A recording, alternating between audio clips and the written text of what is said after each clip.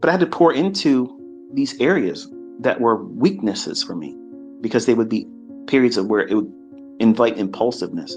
When a move starts happening, then I can see right away what it's going to do.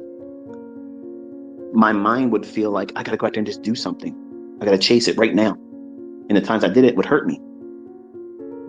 So I would study and study and study, and I would see these reoccurring things where these three candles all the time kept popping up. There was always this thing in between the middle of the moves, the real move, the highest high and the lowest low of a price run. If you start looking at your old data, and anytime a price run does that, find the 70% and the 30% range. In that range, you're going to see one or two fair value gaps. If you trade with what I'm telling you how to trade with when you see them, that's not chasing a move. That's not chasing price. You're engaging in something that's going to deliver on a larger scale, on a higher time frame price run.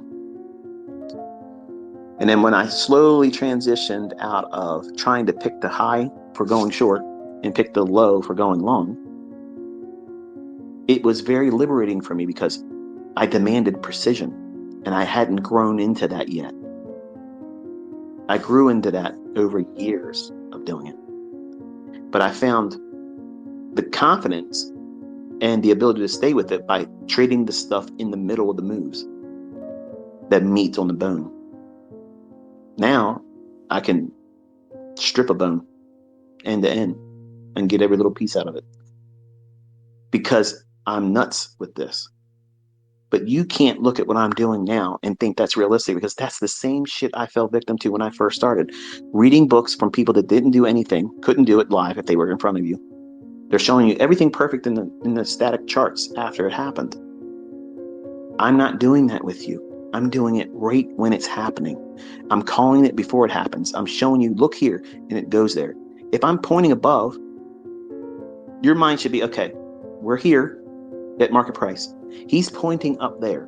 So my mind should be, how does price deliver from where it is right now when he put that tweet out to where it goes to that level? What formulation of up down type movement in price candles materializes? By studying that, even in old data, that's back testing, okay? You'll see these reoccurring signatures. Signatures are things that repeat in price delivery that are not coincidence. They're designed. It's because it's being controlled.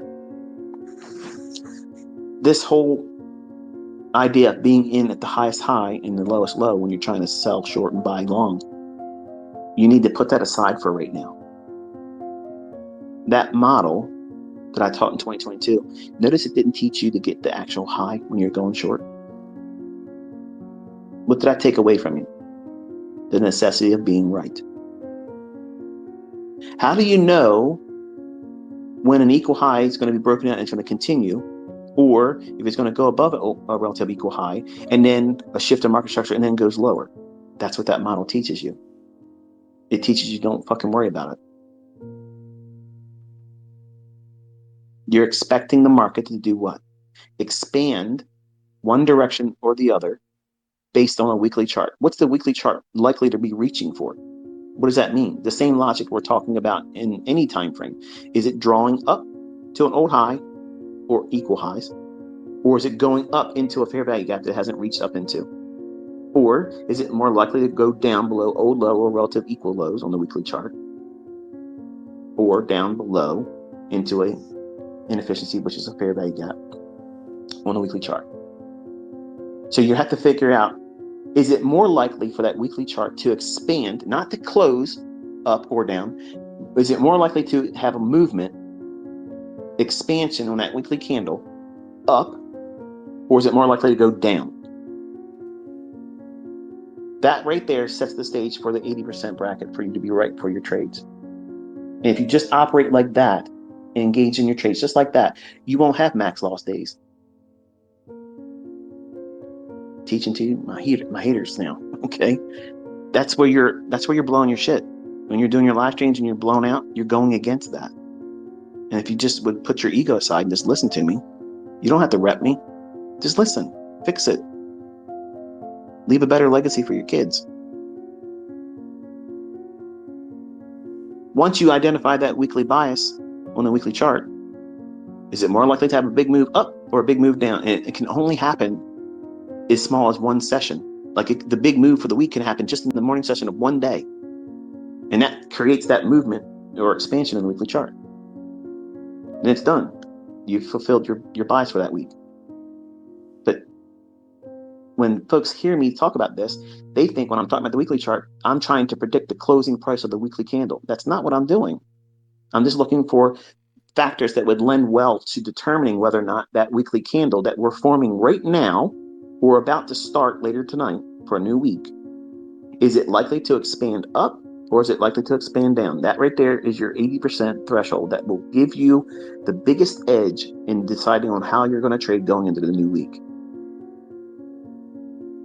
But what if I'm wrong? Okay, but what if you're right and you follow the logic?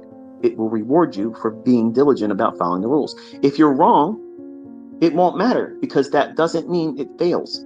It just means that transaction, your opinion about what you thought you were going to see in the market, didn't pan out that instant, that time, that interval, that transaction. Just like a flat tire going to work. Just like a cake you left in the oven just a little too long. Just like when you're in the drive-thru, you're waiting 15 cars deep. You get up there, pay your shit, up the road you go. Oh, shit. They didn't give me my french fries. I'm already half home. Fuck it. Inconvenience. You lost something. You gonna go back and eat there again? Sure as fucking right you are. You absolutely are. But you're not gonna do what? You're not gonna turn that fucking car around, waste the gas and time, go right back through there just to get your fucking french fry. You're not doing that. So what do? You eat it.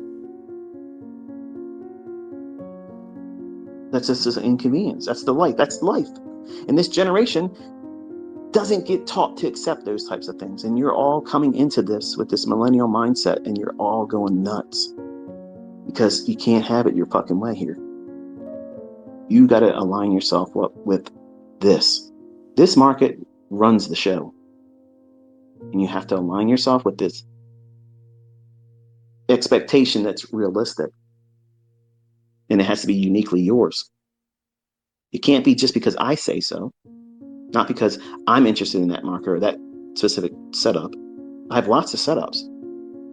And I might not be watching a chart at the time that you say, oh, well, why didn't ICT look at this fair value gap? Or why didn't he consider this down close candle as an overbought? I'm not looking at that setup like you're looking at it. Don't be discouraged by that, because that might be the very model that is yours. And it just didn't give you a setup then. What does that mean? It didn't give you a fucking setup then. Can't lose money on that one, right? But it moved. So fucking what? Bitcoin went up too. I ain't it. I don't give a fuck. I don't care. I know I'm going to catch moves this week in ES. I know I'm going to. Can you guarantee that you're going to make moves in Bitcoin? Crickets. So you're all hoping it's a moon run. I don't need a moon run. You don't need a moon run. You need consistently delivered setups every week, not a hope and a prayer. So between the moves, the highest entry point and the lowest entry point, using retail logic, my mindset went to the middle of the move. That's the meat. That's the biggest portion. The longest duration of price movement is in the middle, between the highest high and the lowest low. In any price run, any time frame, study it. And when you see that fair value gap in there, study it. How many times does it close that gap entirely and fill it in? How many times does it just go halfway? How many times does it just go in it just a little bit for institutional order flow entry drill and then continue on? And how many, here's the main thing, how many times does it go beyond the fair value gap that would stop you out if you were in line with that move? See, I've taught you how to focus on where the market's likely to go. If you got consistent with that, the next stage of your development is, where should you place a stop that is reasonable in terms of risk and range, that is a repeating process that doesn't deviate much. In short, where do you place your stop that allows you to put a low risk stop loss on, but you won't fear it being stopped out? But if it does get you stopped out, you don't care because you're probably dead wrong about the whole idea, and you would want to be out there anyway.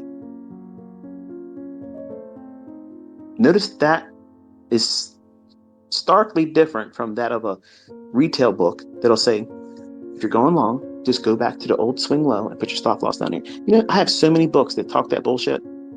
If you do that, like if you're trading high grade copper, okay, high grade copper, every cent move, and it's $250 per cent move. That's like equivalent to having 5 minis on the S&P. That's what it's equivalent to. So if I'm looking at the chart and the example they're saying, you have to do this. I got to have a $2,000 stop per contract. Go fuck yourself, man. I'm not taking that trade. But now I could look at that same setup, break that bitch down, go into a lower time frame, wait for a market structure shift using 2020 model, wait for it to come back down to a fair value gap, trade that, put a stop loss below the fair value gap, and I'll use probably less than half of 1 cent move as a stop loss. See the difference there? Wisdom. Understanding. But none of the fucking books ever taught this. But it created and presented problems for me that I struggled with because I'm obsessively compulsive. So anytime an author admitted a weakness, they were treasures for me. Because well, not so much treasures, but they were treasure hunts. Because if you're telling me you can't do something, tell me you can't do something. I have respect for the fact that you're being honest about that. But I also used it as a pursuit to overcome you. You're my teacher because I bought your fucking book, I bought your course. But I'm going to lap you. I'm going to take whatever you have that works and I'm going to turn it up tenfold. And I'm going to make it superhuman. Because if it works, I know how to multiply that. And I'm not talking about over leveraging multiple contract sizes or lots. If we're talking about forex, I'm talking about conceptually refining it down to a science. When I was going through school, my whole idea was to become a computer science major and be an information systems manager, where I wanted to be a systems analyst. I wanted the programmers to work for me. I would tell them what I wanted them to do. Code it this way. I want this as the outcome. We learned COBOL. Okay. It's not as active anymore. We had CICS. When I was learning computer programming, we were using mainframe. Okay. The big reel-to-reel shit. Yeah. And C+ was just becoming a thing. So today we have all kinds of languages that I couldn't even sit down and even begin to know. Like I just don't know. And I haven't done it for so long. And anything for coding, like when I have like easy language stuff for like TradeStation, I have a friend, Logan, he does all that coding for me. He's done it for years for me. And I tell him, this is what I want this to do. This is what I want this to do. I want this to do this. I don't want it to do this when this does this. And there it was. Long-term friend that I've met, and he does all that work for me. But when I sat down and looked at the things that other people say they have a struggling point with, for instance, take Jack Swagger's books, Market Wizards. In my opinion, Market Wizards 1 and 2, they're the only ones that matter. The other shit, whatever. And if you're listening and you're one of the people in that book, it's not to be disrespectful, but I just didn't enjoy any other volume in that series. The first and second one's great. What I liked most about those interviews is they talked about their barriers. They talked about what mattered to them. What was the things that were on their mind at the time when they were doing their trades or learning how to trade, how they came up. They didn't talk about what Jack was trying to do most of the time. I'm sure he probably cut most of the shit that they talked about in their interviews out. Otherwise, their books could be very, very long, right? But the things of importance to me would have been hearing how they dealt with certain struggles and what they did with it. Did they just cast it aside and say, fuck it, I'm going to fail with that every time I touch it? Or do they take in consideration that they could bring something to the table and elevate that struggling point to a strength for themselves and other people? Remember, I'm that guy at 11 years old was told by their grandmother, "You're lazy, honey. You're lazy." I'm not fucking lazy. Give me a thing to focus my attention on, and I'm going to find dozens of ways to do it exceedingly well. Because I want it to be easy for me. I want it to be second nature for me. And I'm trying to instill that on my young children. And it took time for me as a 20-year-old to figure this out. And my older kids are still wrestle. They're still wrestling with me. And I'm telling them, trade this way. Don't try to do these other things. Caleb looks at other things in the charts that don't matter right now because he has attention issues. Okay, he looks at other things, and I'm trying to keep his attention right here, this right here. Okay, and I'm trying to include that also when I'm doing my markups and my analysis. When I'm looking at the chart, I'm trying to highlight the actual portion of the fractal I'm only focused in. And I know some of you look at the chart and you think just because I have all those candles on the left-hand side of the chart showing that they're pertinent to what it is I'm trading. They're not. There is a segment of price action I'm working within, and it's the dealing range. I'm either looking for that range to be broken to the upside and targeting external range liquidity, or I'm looking for it to trade into a range above or below the existing range that's created. So that's all trading is. That's all it is, folks. And you're trying to make things much more complicated, and you accuse me of complicating things. I'm not. But the problem is many of you want to go through a 5-minute video and me explain everything in 5 minutes, and you can't do that. No one can. No one can. There's so many things I've already covered in this discussion here that you probably never considered. Like, shit, I never really thought about that. Right. And others in here probably listening to saying, this is bullshit, a waste of my time, and you're never going to make any money. I'm promising you're not going to make any money because you're coming in with this same expectation that I had when I was 20. I want it easy. I want it spelled out exactly like this. I want an ABC 1, 2, 3 method that I know will work all the time. That's what I wanted as a 20-year-old. That's exactly what I wanted. Because the books that I was buying made it seem like that was possible. And when I was blowing my accounts, hey, guess what? Something's wrong with this logic here. I got to figure out what the hell the real story is. And most of it was coming internally, manifesting itself in my trading. Feeling a strong desire to prove myself because I was scarred by a family member who I loved. So I manifested that tendency to overcompensate, proving to myself that I'm perfect and I have to be in at the highest high when I'm seeing a bearish divergence on stochastics and I'm bearish on the market. I have to be in there. I have to be in there. If I don't do that, my grandmother is going to say I'm lazy. That's how it scars you.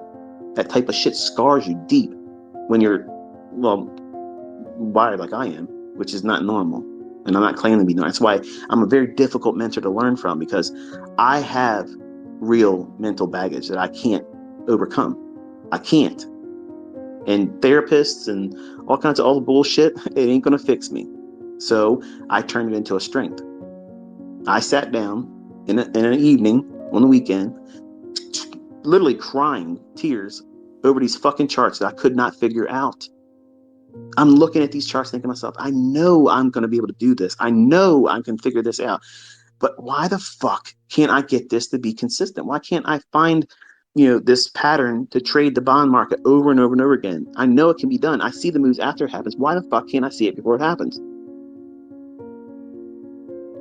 Because I was looking at 30 different ways that other people said in books. And when I was buying their VHS bullshit, okay, I was trying to catch up with whatever I thought was happening right then and there.